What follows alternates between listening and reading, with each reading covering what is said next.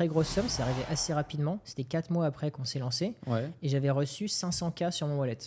Quand le marché est un peu baissé, qui a un peu baissé, tu as beaucoup de projets qui n'ont pas réussi à faire face à ça. En fait, tu peux être riche on paper. Et on a sécurisé une somme d'argent substantielle, mais qui aurait pu l'être beaucoup plus. En Europe, on est moins rapide pour faire des deals. Et en Asie et aux États-Unis, ils ont plus cette mentalité de OK, let's go. Hello les amis, j'espère que vous allez bien. On se retrouve aujourd'hui pour un nouveau petit podcast. Et aujourd'hui, j'ai un invité un peu spécial. Donc, c'est Alexandre. Il va se présenter, il va nous expliquer un petit peu ce qu'il fait, son parcours. Et on va lui poser aussi quelques petites questions un peu plus personnelles pour en savoir un peu plus sur lui. Donc, je te laisse te présenter. Parfait. Écoute, salut Johan. Donc Alexandre, ouais, j'ai 31 ans, je viens de Paris et j'ai fait des études prépa, école d'ingé en informatique. Ok. Et après, en fait, je voulais pas faire de CDI classique. Alors, Voilà. attends. Niveau études, du coup, tu t'es arrêté à quand? C'est bac plus 5. Bac plus 5 du Ouais. coup. Donc, c'est master. Ouais. Ok, master en quoi exactement? En informatique. Informatique. Ouais. Il n'y a pas de spécialité, genre c'est général informatique? J'avais une spécialité, je t'avoue, je sais même plus ce que Ok, c'est. ouais, donc c'était il y a trop longtemps. Ouais. Ouais. Ok. Ouais. Et du coup, après ça, tu t'es dit, bon, moi, j'ai pas envie forcément de travailler dans un emploi classique. Du coup, t'as fait quoi après ça? Ouais. Et bah après, je me cherchais un peu et j'étais très fort sur un jeu vidéo qui s'appelle League of Legends. Ok. Donc voilà, j'ai passé un peu de temps à être dans cet écosystème, à essayer de faire du streaming. Après, j'étais joueur pro, semi-pro. Ok. Voilà, ça a duré 1 an environ. Ok. Et après, ça s'est un peu arrêté parce que j'avais un bon niveau, mais pas assez bon. C'est une petite industrie. Il y a des gens qui en vivent, évidemment. Il y a même des superstars en Corée et autres Ouais. qui passent à la télé, dans des pubs, et voilà, qui sont super bien payés, qui sont reconnus dans la rue. Ça fait des émeutes. Mais moi, j'étais pas à ce niveau. Ok. Et donc, ouais, c'était aussi fatigant mentalement. Et bah, une autre opportunité est arrivée par un ami. Et là, c'était les cryptos. Et donc Ok. là, voilà, c'est ce que je fais depuis bientôt 7 ans. Ok. Quand tu dis les cryptos, parce que c'est assez large comme domaine d'activité, toi, à l'heure actuelle, c'est quoi un petit peu ton hobby dans ce milieu-là? Ouais, bah, c'est les investissements. Ok. Après, on essaie d'un peu savoir ce qui se passe dans l'écosystème au global, c'est important. Ok. Parce que, d'ailleurs, c'est marrant, mais donc, dans les VC, alors VC, c'est Venture Capital, donc c'est le nom pour les entreprises qui ont des fonds et qui investissent dans des entreprises. Donc, c'est une entreprise qui investit dans d'autres. Ok. Voilà. Et donc, les VC en crypto, enfin, et même en général, ils ont des thèses.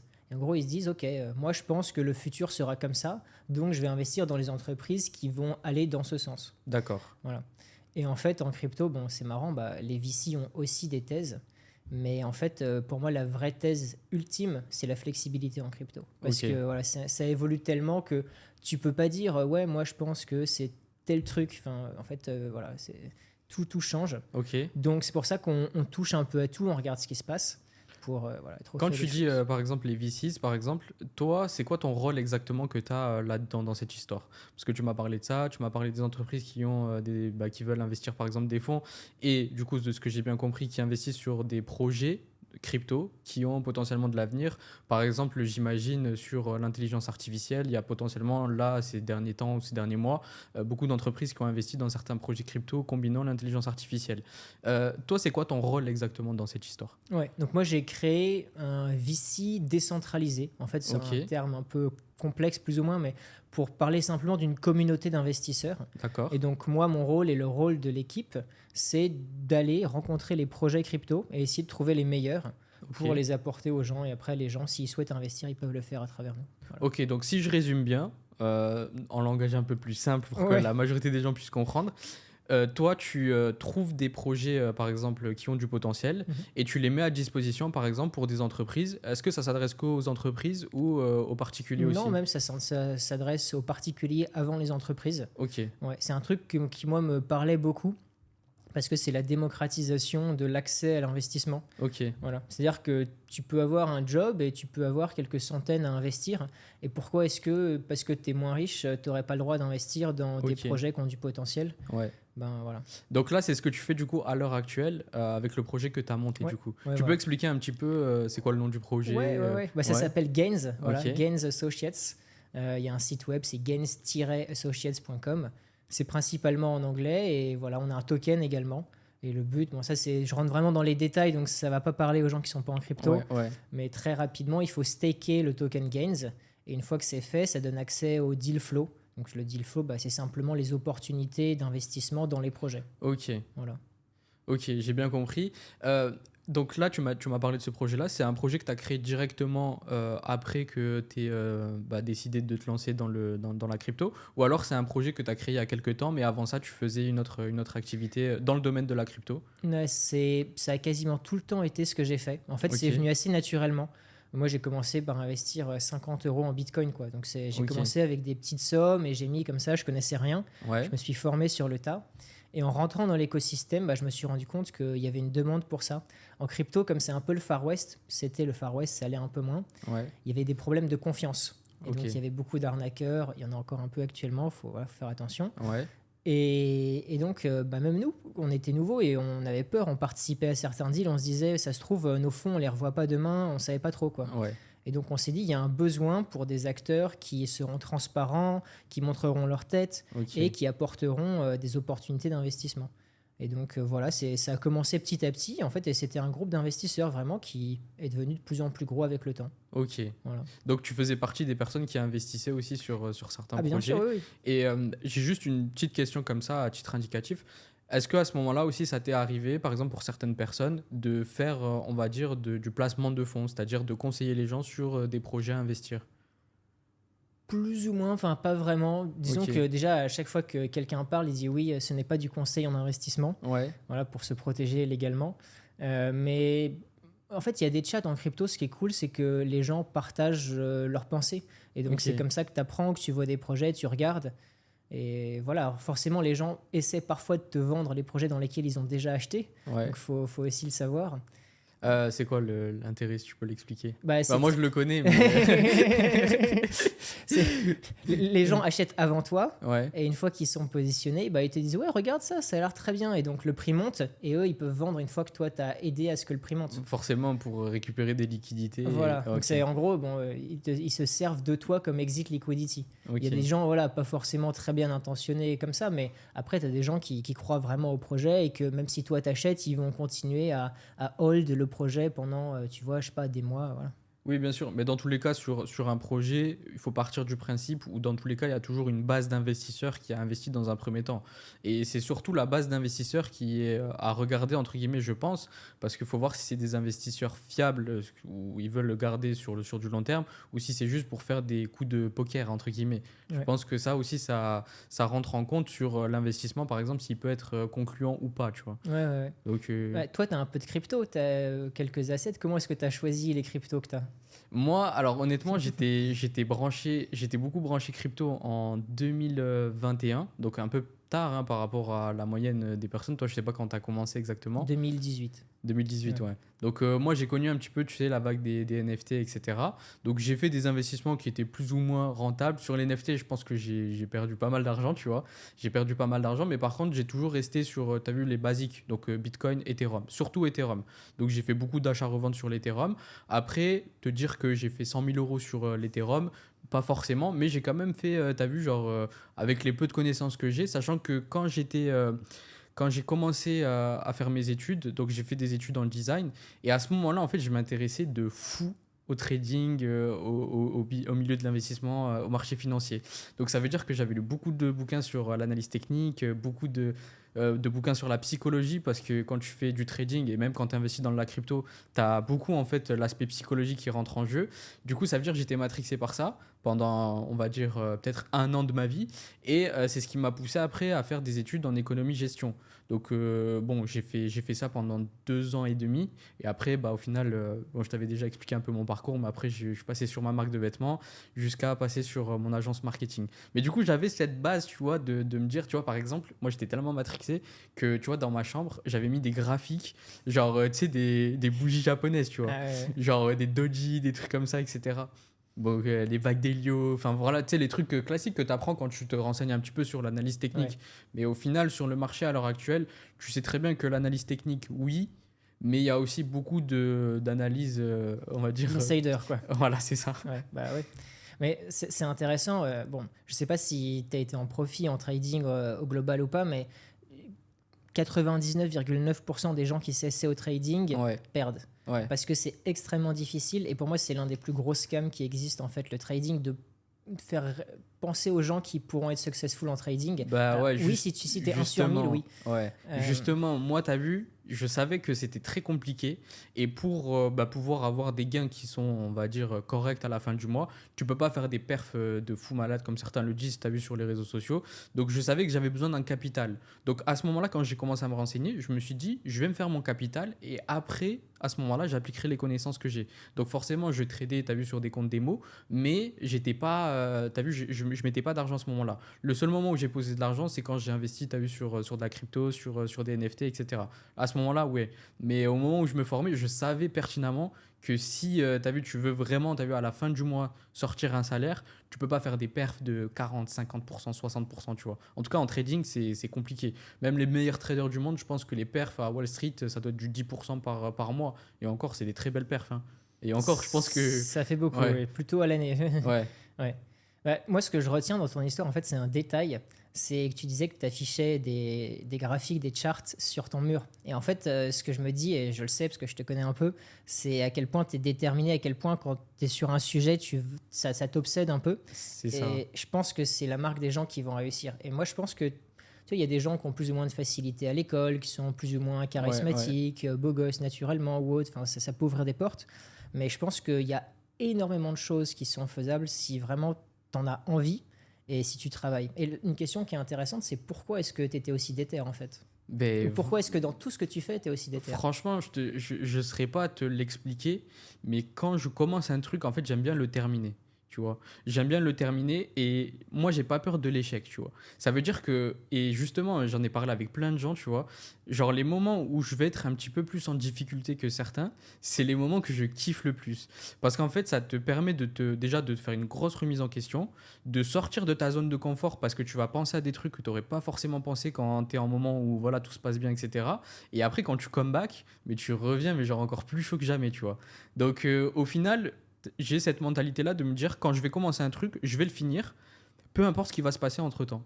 Tu vois, par exemple, quand j'avais la marque de vêtements, je me souviens, il y avait des moments très compliqués parce que tu as vu, quand tu commences un projet, j'avais pas beaucoup d'argent à investir. Je suis parti de 300 euros, tu vois, d'investissement pour mon premier stock. J'avais pas de budget pour les ads. J'avais aucune connaissance marketing, donc j'ai dû me faire sur le tas. Il y a des moments, je te dis la vérité, je pleurais, genre.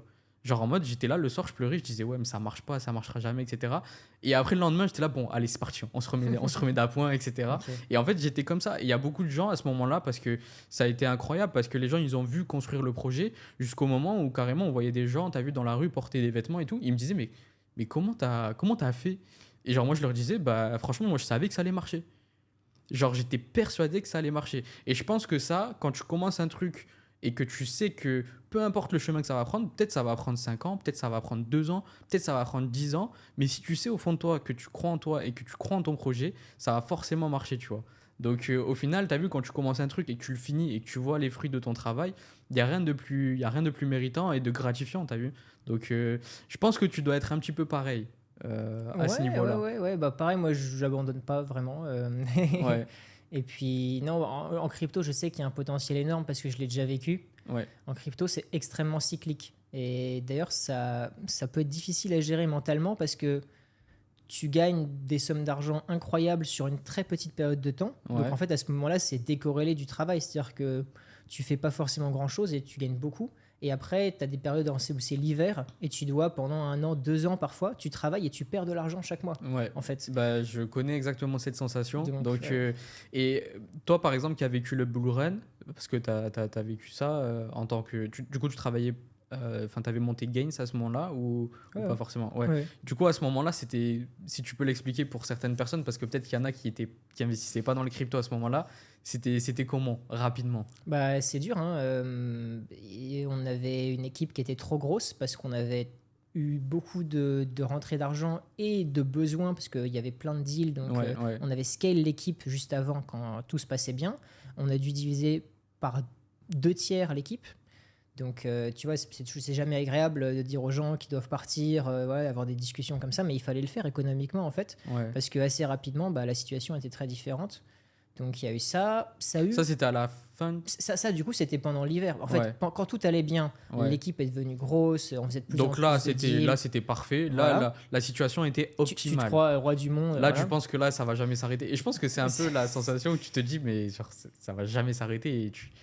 En fait, le problème, c'est que tu fais plein de trucs dans la journée et c'est dur de step back et de se Ouais. dire, mais ces chiffres n'ont pas de sens.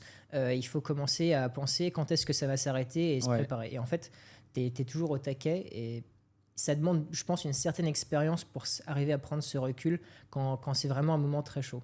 C'est quoi, par exemple, une des erreurs que tu as faites, par exemple, à ce moment-là et que tu ne referas peut-être forcément pas dans le futur? Je pense que c'est intéressant, du coup, de l'expliquer Très aux simple, gens. bah, je dirais ne pas prendre assez de profit. Ouais, Ouais, la gestion de la liquidité. ok. Ouais. Donc, pour toi, tu avais un manque à gagner à ce. Ah oui, oui, parce qu'en fait, tu peux être riche on paper et on a sécurisé une somme d'argent substantielle, mais qui aurait pu l'être beaucoup plus. Ouais, Simplement parce que en fait, tu es occupé à faire plein de deals et en fait, tu vois les chiffres qui grossissent, mais tant que c'est pas vendu dans un stablecoin ou autre, pour ceux à qui ça parle, tant que les profits sont pas réalisés, ouais. bah, ensuite, ça descend, quoi.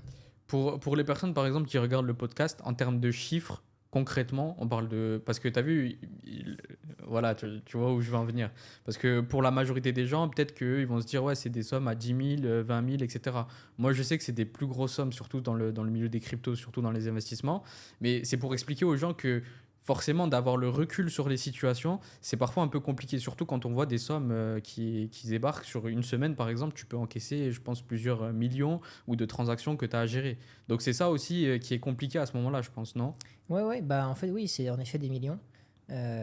Et alors, le côté positif, encore une fois, c'est que avec le temps, moi, ça m'a désensibilisé par rapport à l'argent. C'est-à-dire que je gagne, que je perde, que je gagne, que je perde. Au final, je me dis, sur le long terme, ça Ouais. fait peut-être des vagues comme ça, mais ça va faire des vagues qui vont augmenter, Ouais. en gros. Si on est sérieux et voilà qu'on continue. Mais oui, en fait, bah, ça arrive et tu te dis, mais qu'est-ce que c'est que ça? Et les sommes, en fait, alors tu as les sommes qui sont grosses, les sommes dépendent de ce que tu as investi forcément. Ouais. Mais en fait, c'est la crypto, c'est très c'est explosif. Et moi, c'est pour ça que je suis rentré en crypto, parce qu'en gros, bah, j'avais envie de changer un peu ma vie, quoi, simplement. Ouais. C'est des mots qui, tu vois, font un peu rêver et tout, mais c'est ça, Ça fait rêver, mais c'est aussi la réalité. Ça veut dire que tu voyais l'opportunité, tu t'es dit, bon, ben, let's go, on y va, on va tester. Tu savais que ça allait pas. Enfin, je pense que toute personne rationnelle, tu vois, enfin, un minimum rationnel, quand tu t'entends parler des cryptos et que tu as vu, tu as un minimum de base sur l'investissement, etc., tu sais que c'est pas facile. Tu sais que ça va pas être facile pour acquérir les connaissances, sachant que toi, tu m'as dit 2018 que tu as commencé. Tu as vu, il y a des gens, ça fait depuis 2010, 2011, donc tu as des anciens aussi qui sont là, ou des petits geeks, tu vois, qui font que ça, qui minaient déjà. Moi, tu vois, par exemple, quand j'étais à la fac, il y avait un mec qui minait déjà, tu vois, de l'Ethereum, tu vois, à ce moment-là. il est Donc, bien, lui. ouais. Donc, ça veut dire que, du coup, tu as rattrapé quand même un petit peu le retard que tu avais par rapport à ça. En un laps de temps, je pense qu'il était assez court, non? Ouais. En crypto, c'est beaucoup de relations. Ouais, Il faut être là où ça se passe. C'est pour ça qu'on va rencontrer les gens physiquement. ouais, Là, je vais à Singapour dans 2 jours. Il y a l'une des plus grosses conférences crypto. Il va y avoir, je sais pas, plus de 10 000 personnes, c'est sûr. Et c'est important. Ouais. C'est vraiment l'expérience et avoir le network. En fait, c'est pour ça que ce que je dis, nous, la valeur ajoutée qu'on propose avec Gains, c'est l'accès. C'est-à-dire qu'en fait, une fois que tu es un peu en crypto, c'est assez évident de savoir quelles sont les meilleures opportunités, en tout cas early. C'est-à-dire que sur le marché, c'est autre ouais, chose, mais en fait, y accéder, c'est autre chose. C'est-à-dire que les meilleurs projets, en fait, il y a des tiers de réputation parmi les VC. Donc ouais. les boîtes qui donnent des fonds aux startups, t'en as qui sont ultra connus, c'est des méga stars et tout le monde veut les avoir. Simplement parce que leur nom, c'est un signal très fort. Ok.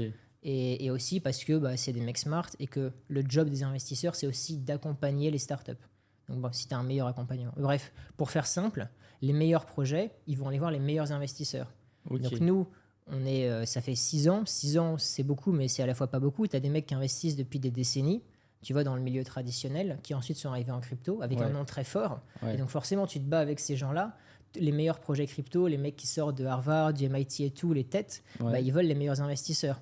Et donc, si toi, tu veux arriver à te faire une place parmi ces mecs-là, il faut avoir les arguments les plus solides possibles. Et donc, Ouais. c'est là que, pareil, tu es déterminé et tu essaies d'apporter le plus de valeur pour convaincre ces gens, tu vois, d'être avec ces superstars Ok. investisseurs. Ok, ouais, j'ai compris. Donc, le fait de faire du réseau, le fait d'aller voir les personnes en physique, d'échanger avec les gens, ça fait partie des bases, entre guillemets, de ton travail à l'heure actuelle, je dirais. Outre la partie, bien sûr, technique pour gérer les équipes, etc. Mais on va dire il y a beaucoup de relationnel pour le développement. Ouais, Et absolument. du coup, par exemple, j'ai juste une question. Par exemple, moi, demain, je veux assister à un événement crypto, ou par exemple, tu es là, par exemple. Comment ça se passe? C'est en ligne? Il faut avoir des invitations Bah, c'est spéciales? simple. Alors, C'est comment? les conférences, là où, à Singapour, ça s'appelle Token 2049. Ok, C'est l'une des plus grosses conférences crypto de l'année. Le billet, là, comme c'est dans 2 3 jours, il coûte, je sais pas, 1000 balles, un truc comme ça. ok, En plus, c'est énorme. Je conseille pas forcément d'aller là-bas. Mais il y a plein de side events, donc c'est des centaines et des centaines, hein, ok, qui se déroulent tout le temps. Et si tu te renseignes un peu, alors si tu vas sur des chats Telegram, bah, tu demandes un peu est-ce qu'il y a des side events, tu vas trouver rapidement. ok. Et 98% sont gratuits. En plus, tu as souvent à manger, voilà aussi. Et tu sais jamais qui tu vas rencontrer. Ouais, ouais, Tu vas rencontrer des influenceurs, des gens qui portent des projets, des fondateurs ou des employés. Tu vas rencontrer des investisseurs, tu vas rencontrer des gens qui sont parmi des échanges, des gens parmi des launchpads comme nous. Tu vas ouais. rencontrer plein de gens de l'écosystème. Et voilà, après, tu parles aux gens et c'est à toi de voir ce que tu en fais. Ok. Mais en tout cas, ce qui est intéressant pour revenir à un petit peu ton parcours, ce qui est intéressant, c'est que du coup, tu as fait des études en informatique. Est-ce que tes études elles t'ont servi ou pas forcément pour. Un peu, je pense, mais moi, j'ai pas vraiment codé personnellement. Enfin, Ouais, j'ai rencontré mes cofondateurs, on a fait la même école. ouais, Et donc, mon CTO, il a fait cette école, mais lui, il kiffait plus le code. ok. Il était plus fort aussi. Et en fait, la crypto, pour être investisseur, t'as pas forcément besoin de connaître la technique. Même Ouais, mon CTO, il va très rarement regarder le détail du code des projets.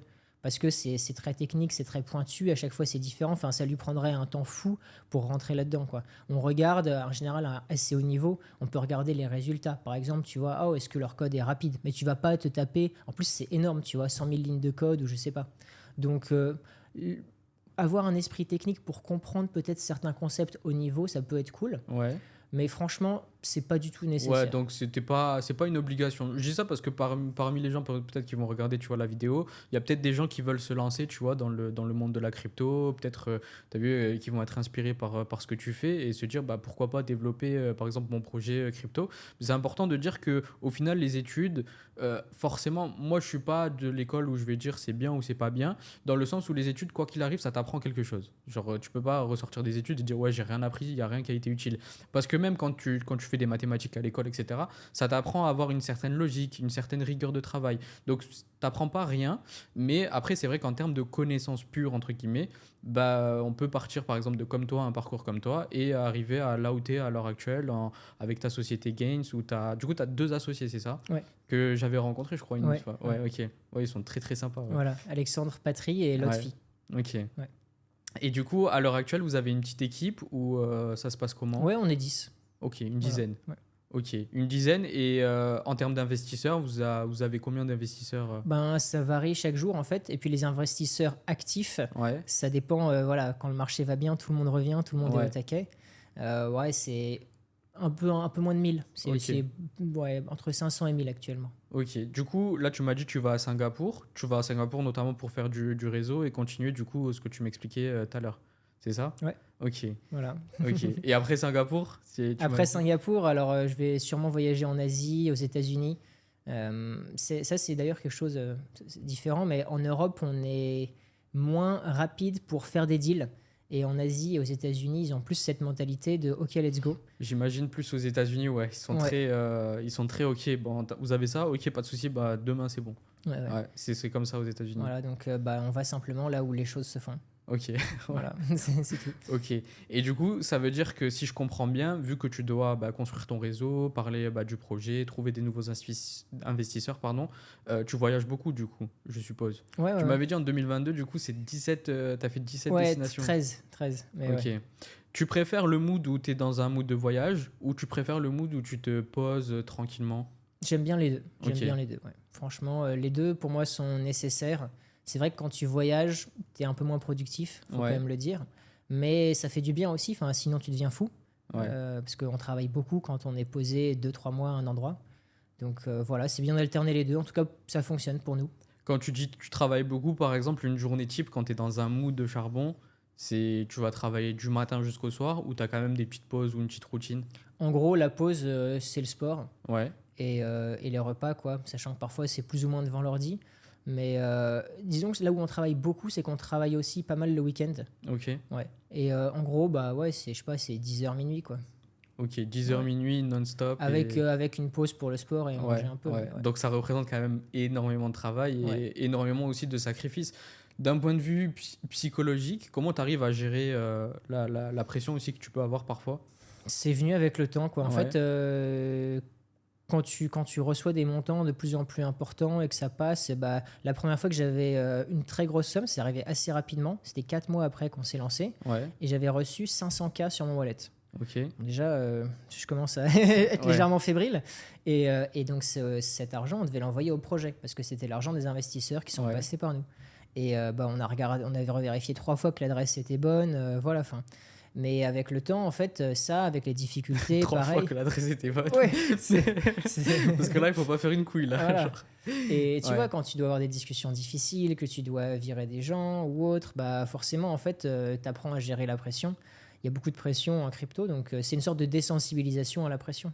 Moi, je pense que, parce que j'ai suivi un petit peu, tu vois, le marché, c'est vrai que quand le marché est un peu baissé, qui a un peu baissé, tu as beaucoup de projets qui n'ont pas réussi à faire face à ça.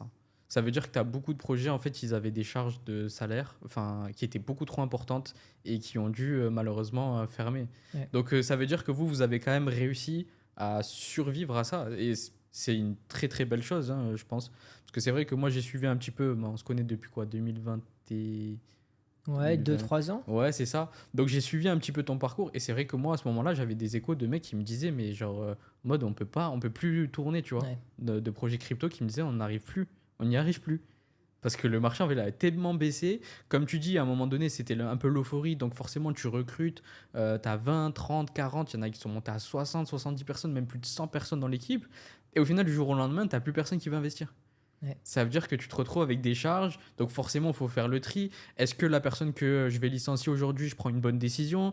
Cette personne-là, Mm. peut-être qu'on aura besoin d'elle, etc., etc. Et puis Mm. tu sais, il faut savoir aussi dire les mots. Ça veut dire que les gens, il faut leur faire comprendre que là c'est compliqué, etc. Et je sais que c'était une situation qui était genre horrible pour beaucoup, beaucoup, Ouais. beaucoup de personnes. Ouais, ouais. Et toi, dans ton domaine, tu as moins cet effet de cycle. Forcément, je le ressens, cet effet de cycle, parce que par exemple, sur une année, bah là, par exemple, on arrive à la période de Q4. Donc, la période de Q4, c'est là où, globalement, vu que je m'occupe principalement de projets e-commerce, c'est là où les gens vont le plus acheter. Tu vois, on a des périodes un peu mou. Tu vois, par exemple, l'été, c'est un peu plus calme. Début de l'année, janvier, c'est un peu plus calme. Mais là où ça a été, je dirais, le plus calme et le plus compliqué, c'était 2000, je dirais, ouais, 2022. Non, début 2023. Début 2023, en fait, ce qui s'est passé, c'est que, bon, pour te raconter un petit peu l'histoire et l'anecdote, début 2023, en fait, tu avais beaucoup de gens qui avaient perdu beaucoup d'argent en crypto, qui sont revenus sur le marché de l'entrepreneuriat en ligne, business en ligne, mais en faisant des scams. Donc, ce qui veut dire qu'en fait, ça a bousillé le marché. Ça a bousillé le marché. Il y a beaucoup de consommateurs qui sont fait arnaquer. Il y a eu les polémiques avec les influenceurs qui arnaquent les consommateurs avec les sites de dropshipping, etc. Donc c'est vrai que c'était un peu plus compliqué à ce moment-là. Donc je dirais fin 2022, début 2023. Mais sinon, après, à part ça, forcément, j'ai eu la période de vraiment rush. C'était 2020 pour moi. 2020, en plein confinement, bah, les gens, ils peuvent plus acheter en boutique. Nous, on a des sites e-commerce.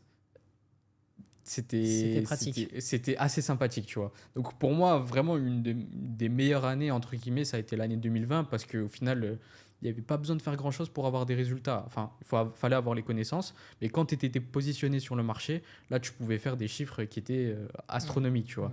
2021, genre, j'ai bien aimé parce que c'est le moment où je me suis expat. Et du coup, en fait, j'ai commencé à travailler avec des business models vraiment différents. À la base, tu as vu, j'étais spécialisé marque de vêtements. Ensuite, j'ai travaillé avec des sites e-commerce un peu plus général.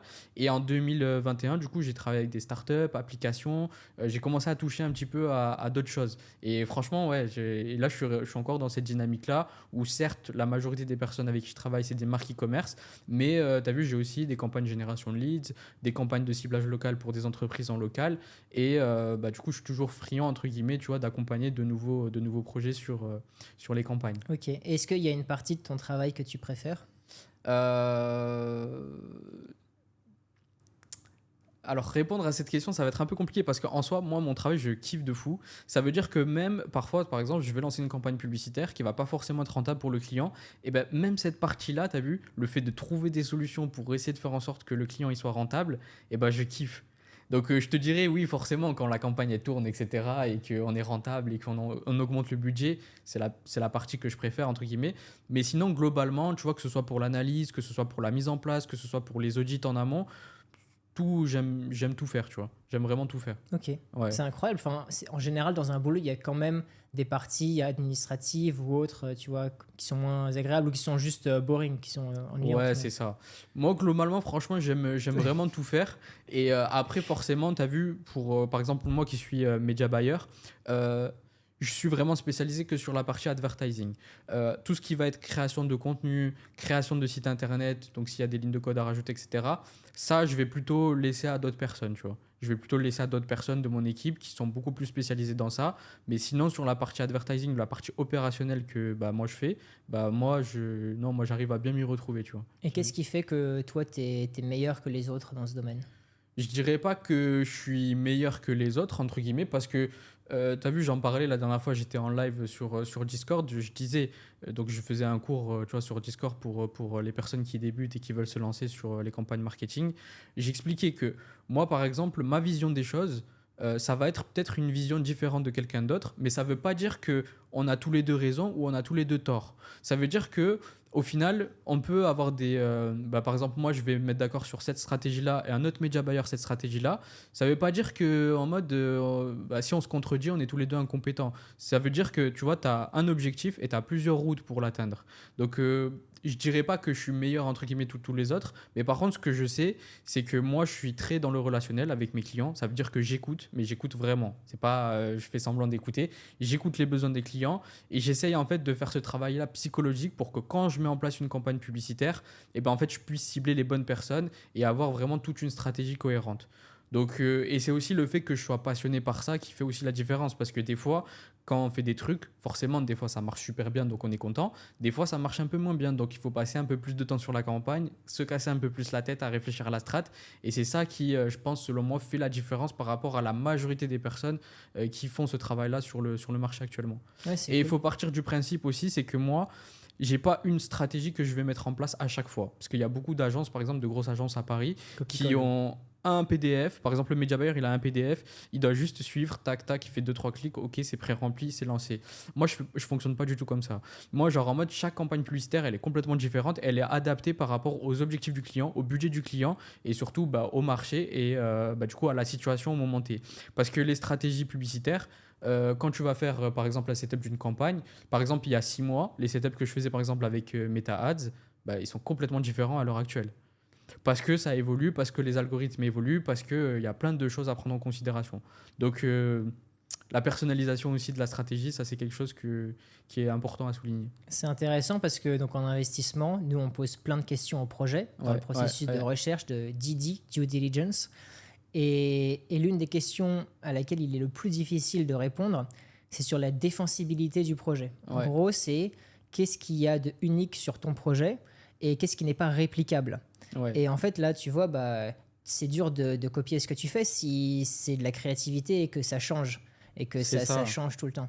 Donc c'est intéressant. Et c'est aussi très compliqué de passer sur des phases de recrutement en interne. Parce qu'au final, trouver des personnes compétentes sur le marché à l'heure actuelle, c'est compliqué, tu vois. Et tu vois, pour avoir parlé à d'autres personnes aussi qui sont dans le digital, pas forcément dans le même domaine que moi, mais tu sais, dans la création de sites, dans la vente de formation, etc., c'est compliqué le recrutement parce que le travail que tu vas faire toi, vu que moi, tu as vu, je suis le créateur de l'agence, mais je suis aussi dans la partie opérationnelle, et ben tu sais très bien que c'est compliqué pour quelqu'un d'autre de le faire à 100%. Ça veut dire que moi, dis-toi, quand je pars sur des phases de recrutement, j'attends pas à ce que la personne elle soit 100% comme moi et qu'elle réagisse comme moi, j'attends à ce qu'elle soit à 65-70%, Ok, tu vois. c'est gentil. Ouais, j'attends à ce que 70% du travail soit fait par rapport à ce que je vais faire. Et forcément, derrière, je suis là pour checker, pour voir si tout est bon, etc. Après, Mais je ne sais pas si pour toi, c'est un défi aussi, les phases de recrutement, mais je pense que pour toutes les entreprises qui veulent faire les choses correctement, c'est compliqué des fois.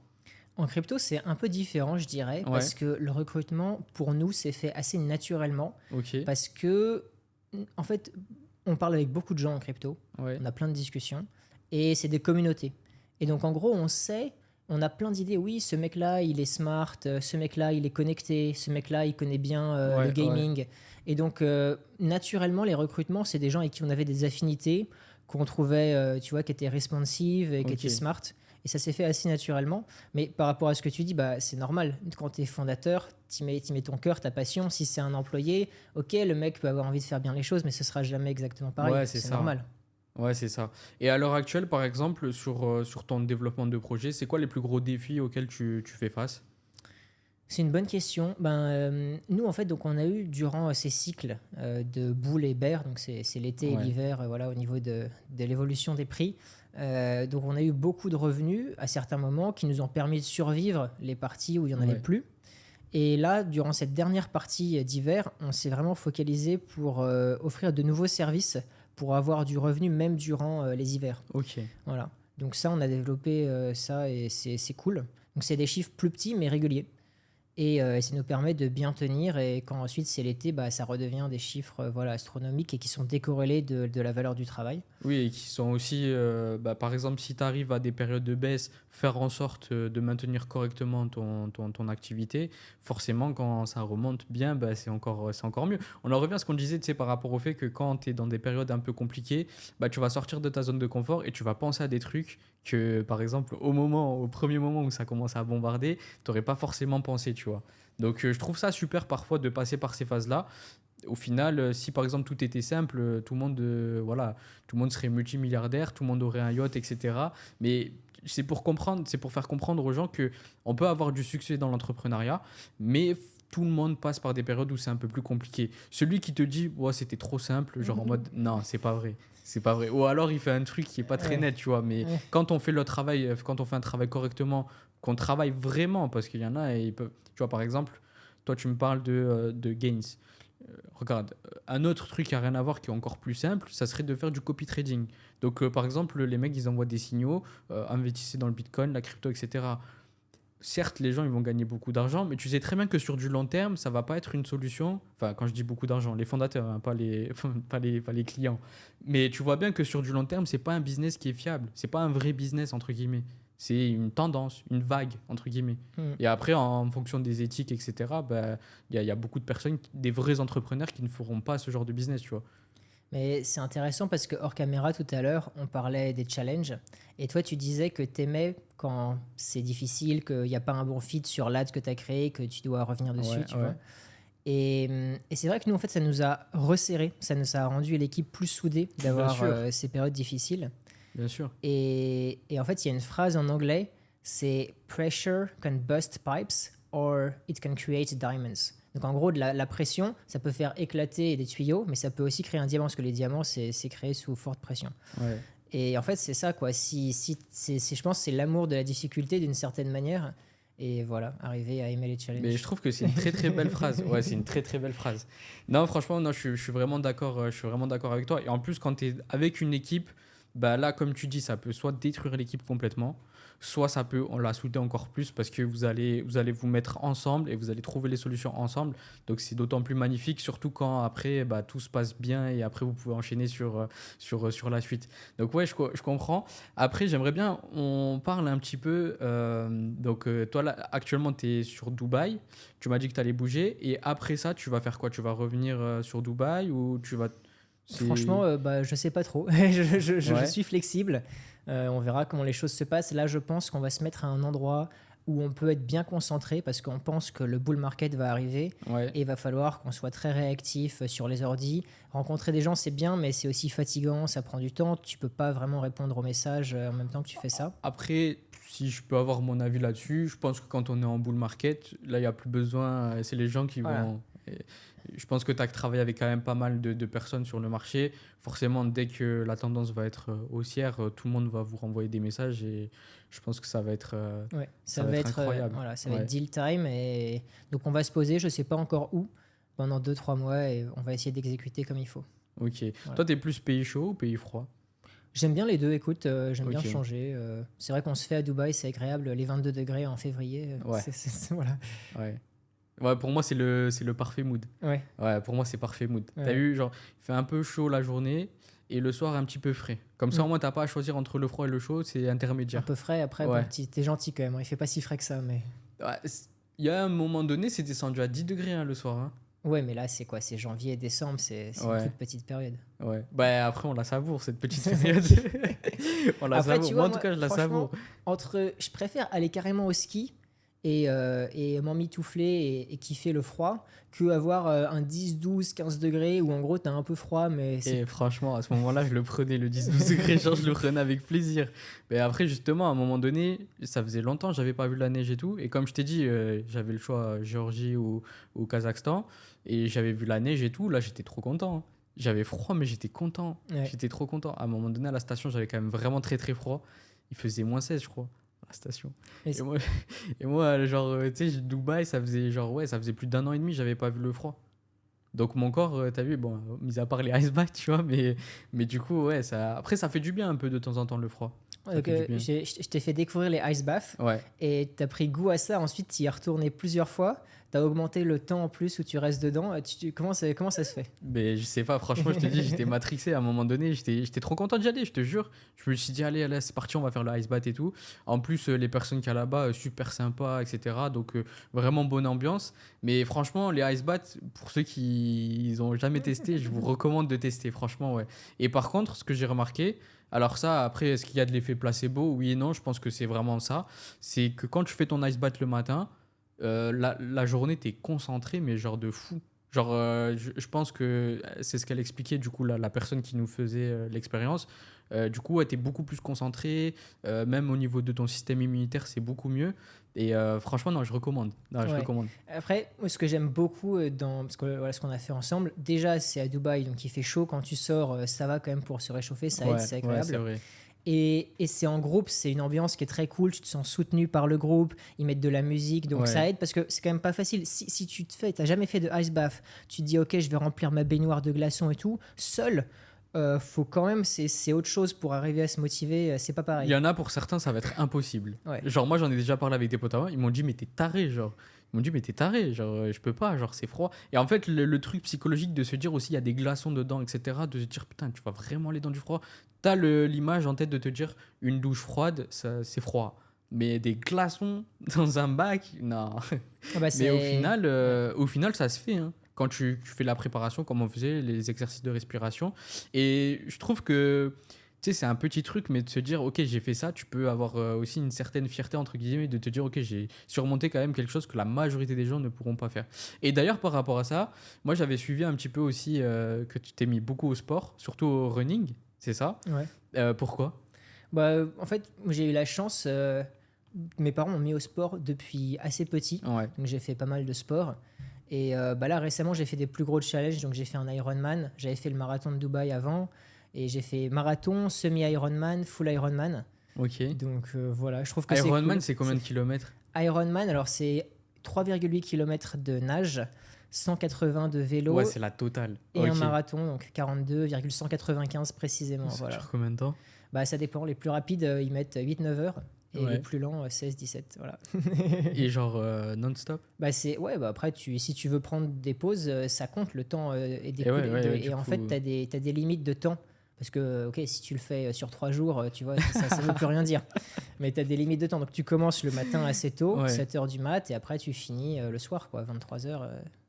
Ok. Ouais. Du coup, tu t'entraînes assez régulièrement au running? Ouais. Bah, j'essaie de faire pas forcément du running tous les jours, mais j'essaie de faire un petit truc tous les jours, pas forcément en voyageant. Ouais. Mais ouais, je trouve que c'est important pour rester en forme. Rester Là, sharp. t'as des marathons ou quoi programmés là? Alors là, prochainement, en rentrant de Singapour, après tous les allers-retours en avion, j'ai un 80 km. Je me suis inscrit à ça, un trail. C'est où?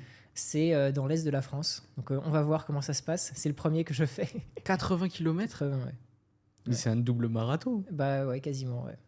Après, voilà, déjà c'est différent parce que c'est sur des sentiers, donc Ouais. c'est un peu mieux, enfin c'est plus mou. Parce que 80 km sur du béton, c'est autre chose déjà. Ouais, donc c'est un peu trail. Ouais. Donc en revanche, tu te tapes aussi du dénivelé. Ok. Mais ouais, ça va être cool dans la nature pendant, je sais pas, 8-10 heures. On verra. Ok. Voilà. Ok, c'est sympa. Et du coup, par exemple, pour toutes les personnes qui veulent investir à l'heure actuelle en crypto, c'est quoi les conseils que tu pourrais donner? Si vous avez un ami qui est déjà en crypto, et ben, c'est bien de se faire accompagner. Moi, c'est ce que ça a été mon cas. Ouais. Et ça rassure beaucoup de pouvoir poser toutes les questions, les petites questions parfois débiles. Donc ça, c'est cool. Sinon, il y a des communautés où en gros, bah, tu peux les rejoindre en français, en anglais. Nous, ce qu'on fait, ça a toujours été en anglais. Ouais. Et bah, c'est rare, mais parfois, il y a des débutants qui viennent. Oh, quel wallet je dois utiliser? Bah, ok, on leur répond. Ouais. Euh, Il y a beaucoup de. C'est vrai, il faut le dire, il y a quand même beaucoup de possibilités de se faire scam en crypto. Oui. Donc, c'est pour ça, il faut faire attention, pas hésiter à poser des questions. Voilà. Euh, Justement, par rapport au wallet, parce qu'il y a peut-être des gens, par exemple, qui veulent créer leur wallet, commencer à investir. Tu recommanderais quoi pour MetaMask, commencer? c'est le plus connu. Voilà. Ok. Ouais. T'as déjà eu des histoires de gens qui se sont fait hacker leur MetaMask? Ouais. Ouais, pas mal, ouais. Comment c'est possible, selon toi? Il y a plein de techniques. Souvent, c'est un lien qu'ils reçoivent par email, un PDF. Alors, parfois, tu vois, s'ils installent un programme un peu inconnu, bon, c'est un peu de leur faute. Mais ouais, ça arrive et parfois, c'est des sites. C'est des sites. Bah, le principe du phishing, Ouais. en gros, c'est que tu reproduis un site existant. Ça existe en dehors de la crypto. En gros, on va te dire, par exemple, si tu es sur Twitter ou autre, ah, votre compte Twitter veut changer votre mot de passe, je sais pas quoi. Ouais. Et en gros, ils ont pris un nom de domaine qui ressemble à Twitter, mais ça va être Twitter, je sais pas, avec Ouais, deux bien E au sûr. lieu d'un I, bref. Ouais. Ouais. Et ensuite, bah, toi, tu vas mettre ton mot de passe et c'est fini. Et en crypto, bah, c'est pareil. Si tu connectes ton wallet, connecter juste sur wallet, ça fait rien. Mais si tu connectes ton wallet et que tu approuves une transaction sur une copie d'un site qui est legit, mais que le site en réalité il est malicieux, bah, ça y est, c'est fini, tu vas te faire drainer. Ok. Donc il y a plein de façons de se faire hacker. Il y a des scams, il y a du social engineering, où parfois, ça c'est le plus débile, mais ça continue encore, c'est envoyez-moi un bitcoin, je vous en renvoie deux. Tu vois. Donc les gens, en fait, parfois, quand c'est des offres incroyables, parfois il y a des offres promotionnelles, tu sais pas, tu vois. Mais ça, bon, ça n'existe pas malheureusement. Et ça, c'est un bon système Ponzi, ça. Voilà, et donc, ouais, bah, en fait, tu sais, ils utilisent des recordings d'Elon Musk ou d'autres mecs connus, et ils utilisent ça, et en fait, bah voilà, c'est des gens assez crédules qui savent pas trop, mais voilà, il y a plein de façons de se faire avoir. Du coup, si par exemple les gens ils ont un ami qui est déjà dans la crypto, prendre des renseignements. Ouais. Sinon, en termes de communauté, on peut trouver ça où? C'est sur Discord, Telegram? Ouais, bah moi les deux. Ok. Bah, nous sur Gains, on a une communauté, donc encore une fois en anglais. C'est Gains Chat, voilà, Ok. sur Telegram. Bon, on le mettra dans la bio, comme ça au Voilà, moins les gens si vous voulez ils venir. pourront voir. Et puis, ce qui est cool, c'est bah, nous, parfois, on répond aux questions de temps en temps, mais il y a une communauté aussi. Et donc, Ouais. les membres de la communauté, ils répondent aux questions. Ok, Voilà. ça je trouve ça bien. Et par exemple, juste, alors je sais que t'es pas magicien, mais selon toi, par exemple, les trois cryptos, tu vois, à regarder, on attendait cette question, les trois cryptos à regarder, à surveiller en tout cas. On dit pas que c'est les cryptos qui vont exploser, mais qui ont un fort potentiel sur l'avenir. Écoute, je vais commencer par TON, la crypto de Telegram, Ok, parce que nous, on voit de plus en plus de projets qui se lancent là-dedans. Et en fait, pour la user acquisition, comme Telegram, c'est l'app la plus utilisée pour la crypto, ouais, il y a un wallet natif sur l'app Telegram aussi. Et les projets Telegram, en fait, ont des millions d'utilisateurs, ce qui est ok, quand même peu courant en crypto. ouais, Donc, ça fait beaucoup de bruit, ça amène des gens qui sont pas en crypto. Donc, ouais, la crypto de Telegram, moi, j'en ai pas encore acheté. En fait, de base, après, moi, là, tout ce que je vais te dire, c'est des cryptos assez grosses, ouais, où tu vois, ok, tu peux faire x3, x5, mais si tu veux chercher plus, bah après, là, c'est des cryptos voilà, que personne connaît, où ouais, il y a un plus gros risque. Des cryptos où tu aurais plus de risques, c'est peut-être des meme coins plus ou moins établis. Tu as quand même 7 meme coins dans le top 100 en crypto.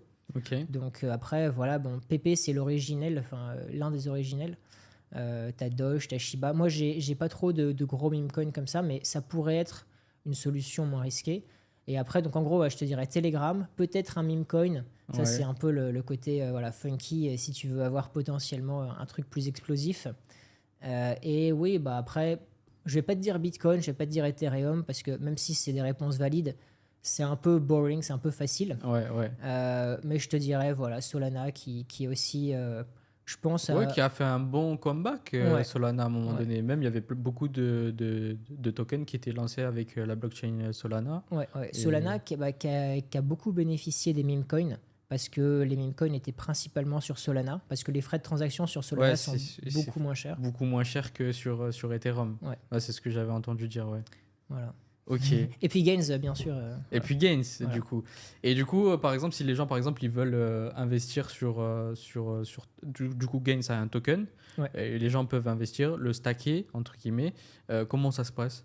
Bah, très simple, donc c'est sur différents échanges pour les connaisseurs, donc Uniswap, PancakeSwap, on est aussi Ouais. sur un échange qui s'appelle MEXC. Et voilà, les gens peuvent acheter, vendre les tokens là-bas, il y a des pools de liquidité. Et ensuite, ils peuvent aller sur notre site, créer un compte. Ça, c'est un compte classique, donc avec email, mot de passe, voilà. Ouais.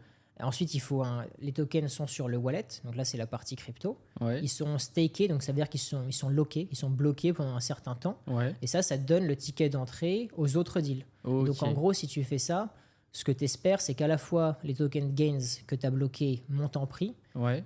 parce qu'il y aura de plus en plus de demandes pour accéder à ces deals qui eux-mêmes performeront bien. Ok. Voilà. Ça, une personne qui débute peut commencer par ça. Et l'investissement minimum, c'est combien? C'est assez faible, c'est quelques centaines, Ouais. voilà, au prix actuel d'euros, dollars. Et ce sur quoi on travaille, c'est vraiment faciliter l'onboarding et enlever le plus Ouais. de friction possible. Ouais, c'est ça. Parce qu'en fait, dans le passé, quand moi j'expliquais à des amis, Ouais.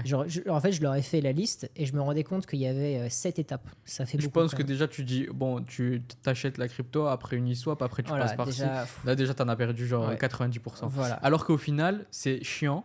Mais par exemple, je parle pour quelqu'un qui connaît pas du tout, hein, mais ça se fait. Genre, ça veut dire que ça prend quoi en moyenne? Oh, ouais, bah non, ça se prend, tu vois, parfois t'attends un peu que l'argent arrive, mais Ouais. allez, un quart d'heure. Un quart d'heure, tu Ouais. vois. Ouais. Alors, au final, en soi, il n'y a rien de magique, tu cliques sur des boutons, tu vois, et Ouais, tu bien sûr. tapes sur des touches de ton clavier. Si on résume, c'est juste, il faut savoir où cliquer et savoir sur quelle touche appuyer, sur quel site aller. Mais ce sur quoi on travaille, parce que quand même, c'est pas le mieux pour la plupart des gens, Ouais. c'est vraiment faciliter donc le process d'onboarding, donc l'on-ramp. En Ok. gros, là, pour que bientôt, les gens pourront, avec leur carte de crédit, Ok. directement acheter des cryptos. Donc forcément, il y a des frais supplémentaires parce que tu as un service provider. Ouais. Mais voilà, c'est quelques pourcents grand max. Et bah, c'est plus rapide, c'est instant. Et là, tu pourras acheter du Gains, tu pourras acheter de l'USDC. Donc USDC, c'est une crypto qui est stable. Et on utilise Ouais. une crypto qui est stable pour les investissements. Comme ça, tu sais exactement. Si tu as envoyé 500 USDC, bah, tu as investi 500 dollars en fait. Alors que si jamais, tu vois, je disais, j'ai envoyé 1 Bitcoin, tu dois savoir à quel moment Ouais, par rapport au prix du Bitcoin. Enfin, ouais. bref. Mais USDC, c'est un choix que vous avez fait parce qu'il y a USDC, il y a USDT, enfin, il y en Ouais, a. il y a plusieurs stablecoins en effet. USDC, c'est par Coinbase. C'est voilà, très bien audité. Il y a des réserves. C'est les bons du trésor américain. C'est parmi les assets les Ok. plus sûrs. Voilà. Mais donc en gros, on est en train de faciliter tout l'onboarding pour un peu obfusquer ce côté crypto, mais quand même permettre aux gens d'être exposés à la crypto. Ok. Donc ça peut être parfois un peu dommage parce que tu touches moins au vrai mécanisme, Ouais. mais ça facilite les choses. Donc c'est un compromis et je pense que c'est un compromis qui est nécessaire. Ok. Voilà. Bon. Et ben, je pense que les amis, on va terminer sur ça. Est-ce que tu as un dernier petit mot peut-être Écoute, c'était super cool. Ouais, Moi, j'ai très beaucoup sympa. aimé tes histoires où tu parlais de passion, de persévérance. Et bah, j'encourage tout le monde. Tu demandais à un moment lancer un projet en crypto. Ouais. Je pense que c'est quand même difficile. Mais Ouais. si les gens souhaitent se lancer, en tout cas, que ce soit avec des petits investissements, avec un projet, ils apprendront des choses. Et je pense qu'ils grandiront et que ce sera une expérience dans tous les cas. Et je pense Ok. qu'avoir des expériences, c'est ce qui fait grandir et qu'au final, c'est positif. Tu conseilles à tout le monde d'avoir un peu d'investissement en crypto à l'heure actuelle? Ouais, bah, moi bon, j'ai une vision très particulière, mais Ouais. pour moi, la crypto, ça a le potentiel de devenir le système financier de demain. Ouais. Donc c'est énorme en fait.